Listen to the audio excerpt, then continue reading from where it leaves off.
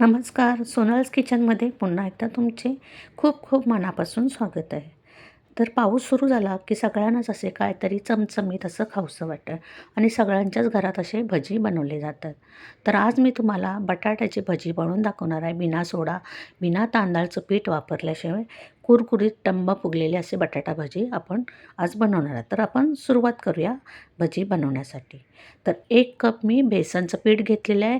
त्याच्यामध्ये मी चवीनुसार मीठ, हळद आणि कोथिंबीर बारीक चिरून टाकलेली आहे. गरजेनुसार पाणी घालून मी छान असं बेटर पाहू शकता बनवून घेतलेलं आहे. त्याच्यामध्ये हे पातळ असे बटाटे मी कापून घेतलेले आहेत, काप करून घेतलेले आहेत. ते देखील आपण चण्याच्या पिठामध्ये बुडून असे तेल कढईमध्ये गरम केलेले आहे. त्याच्यामध्ये आपण एक एक करून सोडायचे आहेत आणि छान असे हे आपल्याला भजी तयार करून घ्यायचे आहेत. तर जास्त टाकायचे नाही, कढईमध्ये मावतील तेवढेच आपल्याला भजी सोडायचे आहेत. तर एक एक करून आपण टाकूया भजी. लगेचच आपल्याला झारा नाही घालायचा. 1 मिनटानंतर आपण हे झाऱ्याने असे थोडेसे असे ढवळून घ्यायचे आहेत. ह्या प्रकारे तुम्ही पाहू शकता.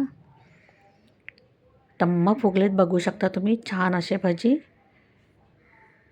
आता आपण हे पलटी करून घ्यायचे आहेत. ह्या प्रकारे बघू शकता किती छान असे हे भजी फुगलेले आहेत.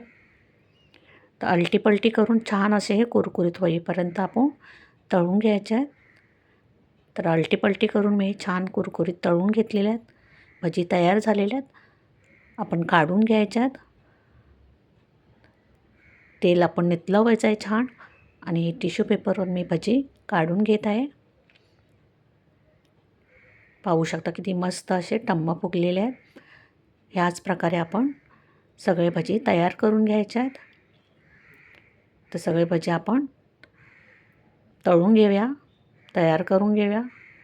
आणि तुम्ही जर माझ्या चॅनलवर नवीन असाल तर माझ्या चॅनलला सबस्क्राईब करा. बाजूलाच बेल आयकॉन आहे, त्याला देखील क्लिक करा. त्याच्यामुळे तुम्हाला माझ्या नवीन नवीन रेसिपीचे अपडेट मिळत राहतील.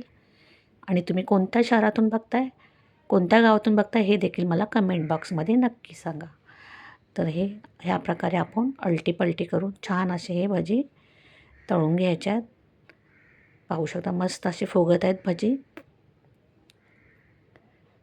तर भजी तयार झालेल्या आहेत. आपण काढून घ्यायच्या आहेत. तुम्हाला माझ्या रेसिपी आवडत असतील तर लाईक शेअर जरूर करा. तर सगळे भजी आपले तयार झालेले आहेत. आपण सर्व करूया. तर तुम्ही हे भजी हिरव्या चटणीबरोबर, टमॅटो केचप बरोबर खाऊ शकता. खूप छान असे लागतात. किंवा गरम गरम असा चहा त्याच्याबरोबर देखील तुम्ही खाऊ शकता. तुम्हाला जर माझ्या रेसिपी आवडल्या असेल तर लाईक शेअर जरूर करा. धन्यवाद.